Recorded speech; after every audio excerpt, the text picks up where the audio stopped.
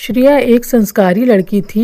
उसके पिता राजू एक किसान थे और माँ का बचपन में ही देहांत हो गया था। और एक दिन सुबह श्रेया के घर अनुज और उसकी माँ ललिता आते हैं। वह दोनों शहर से आए हुए होते हैं। श्रेया के पिता राजू उन लोगों से पूछते हैं, जी आप लोग कौन हैं? नमस्ते अंकल जी, क्या हम अंदर आ सकते हैं? राजू उन लोगों को देखकर हैरान हो जाता है। फिर सब अंदर आकर बैठते हैं और फिर अनुज की माँ ललिता बोलती है, ओ माय सन, या तुम मुझे किस जगह लेकर आ गए? कितनी बेकार सी जगह है। माँ आप 1 मिनट शांत रहेंगी? मुझे अंकल से बात करने दीजिए। आप लोग किस लिए यहाँ आए हो? अंकल मैं अनुज को हकलाता हुआ देख ललिता बोल पड़ती है, oh my son, don't be shy. सुनिए मिस्टर, मेरा बेटा आपकी बेटी से बहुत प्यार करता है। यह सब सुनकर राजू की आंखें खुली की खुली रह जाती हैं और कहता है, क्या सच में आपको मेरी बेटी श्रेया इतनी पसंद है?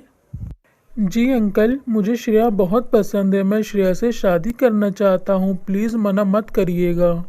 अरे नहीं बेटा, यह तो बहुत अच्छी बात है।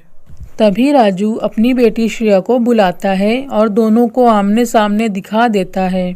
फिर कुछ दिन बाद दोनों की शादी हो जाती है और श्रेया शादी के बाद गांव से शहर चली जाती है। श्रेया कुछ ही दिन में ससुराल की सारी चीज़ें समझ लेती है और पूरा घर संभाल लेती है। श्रेया साफ सफाई और सभी का ख्याल खूब अच्छे तरीके से रखती है। इसकी वजह से उसका पति और उसका ससुर दोनों उससे बहुत खुश रहते हैं। लेकिन उसकी सास उससे हमेशा नाराज़ रहती थी क्योंकि वह हमेशा उसको गांव की गंवार समझा करती थी। और एक दिन श्रेया अपनी सास से बोलती है, माँ जी, पहले पूजा तो कर लीजिए, उसके बाद जाइएगा बाहर। ओ हेलो, मुझे मत सिखाओ गांव की गंवार कहीं की। मेरा अपॉइंटमेंट है पार्लर में और मुझे जाना है, समझी? मेरे काम में टांग मत अड़ाया करो। इतना बोलकर ललिता वहाँ से चली जाती है और श्रेया भी वहाँ से चली जाती है और घर का काम करने लगती है। और शाम में जब ललिता वापस आती है तो श्रेया उससे पूछती है, माँ जी, खाना खाएंगी? ललिता बिना कुछ बोले अपने कमरे में चली जाती है और मन में ही बोलने लगती है, इस गांव की गंवार का कुछ करना पड़ेगा, हर वक्त मुझे टोकती रहती है। ललिता इतना बोलकर सो जाती है। फिर अगले दिन सुबह जब श्रेया पूजा कर रही होती है, श्रेया आरती लेके ललिता के पास आती है, लेकिन ललिता आरती नहीं लेती है। तभी ललिता का पति कृष्णा उससे बोलता है, अरे भाग्यवान, अगर आरती ले लोगी तो क्या दिक्कत हो जाएगी? और सुबह सुबह आरती लेने से दिन अच्छा जाता है। तुम चुप रहो, अपना काम से मतलब रखा करो और मुझे अपना काम करने दो। मुझे जाना है आज किटी पार्टी में। यह कहकर ललिता वहां से चली जाती है और एक बार फिर श्रेया का चेहरा उदास हो जाता है। श्रेया को उदास देखकर उसका पति अनुज उससे बोलता है, यार तुम उदास मत हो, माँ का व्यवहार ऐसा ही है। वह तुमको समझती नहीं है, इसलिए वह ऐसा बोल जाती है।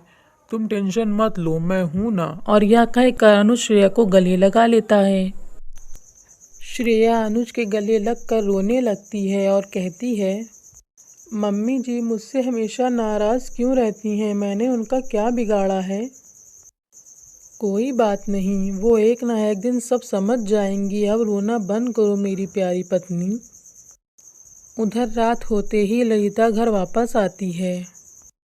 ललिता का मूड सही नहीं होता है और वह गुस्से में आती है और कहती है, श्रेया कहाँ हो? मेरे लिए पानी लेकर आओ, गंवार कहीं की।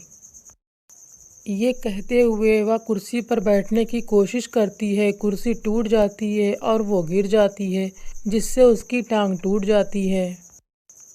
ये देखकर श्रेया भागकर आती है और कहती है, माँ जी क्या हुआ? माँ जी क्या हुआ? ये कहते हुए श्रेया ललिता को उठाकर उसके कमरे में ले जाती है और फिर ललिता की खूब सेवा करती है। कुछ दिन बीत जाने के बाद ललिता चलने फिरने लगती है और ललिता श्रेया से माफ़ी मांगती है और कहती है, मैं गलत थी, मैंने हमेशा तुम्हारा दिल दुखाया है, मुझे माफ़ कर दो। नहीं माँ जी, आप मेरी माँ समान है, आप मुझसे माफ़ी ना मांगिए, आपकी सेवा मेरा कर्तव्य है। ये कह के सब हंसी खुशी रहने लगते हैं।